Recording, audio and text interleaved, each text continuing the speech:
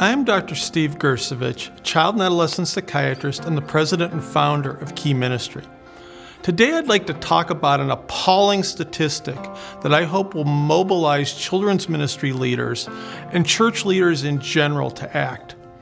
In his large study examining the relationship between childhood disabilities and church attendance, using data from over 250,000 family interviews done for the National Children's Health Survey, sociologist Andrew Whitehead demonstrated that autism is the condition most likely to keep families out of church. Dr. Whitehead reported that families of kids with autism are 84% less likely to attend a worship service during a calendar year compared to families unaffected by disability, and that nearly 1 in 3 families of kids with autism never attend church.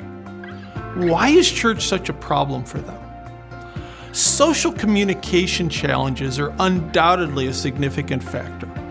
The sensory environment in many churches, particularly during programming for children and youth, also contributes. Families of kids with autism tend to be more socially isolated, and they're less likely to have friends and neighbors who will invite them to church. I'd like to toss out a couple of other ideas for pastors and ministry leaders to consider. We've largely served kids with autism spectrum disorders at church through quote-unquote special needs ministries geared to children and youth with intellectual disabilities. The most recent research suggests that slightly less than 1/3 of kids with autism also have intellectual disabilities, so that nearly 70% are of normal to high intelligence.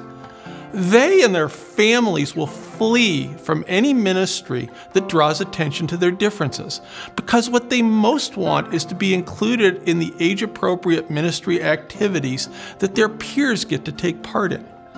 The other issue is that kids with autism are much more likely to also experience mental health conditions that have been demonstrated to result in lower church attendance. The most recent study examining this phenomenon reported that 63% of kids on the spectrum have ADHD and 45% have 1 or more anxiety disorders. The strategies and approaches we use to include kids with mental health concerns at church may be very helpful for including kids on the high end of the spectrum in age-appropriate ministries and activities. Our team here at Key Ministry makes available a wide variety of resources, including free consultation with pastors and ministry leaders who are seeking to welcome families impacted by autism and other disabilities. I'd encourage you to check us out at keyministry.org, and we would love to have the privilege of coming alongside you and your church in your evangelism and outreach to families of children with any type of disability.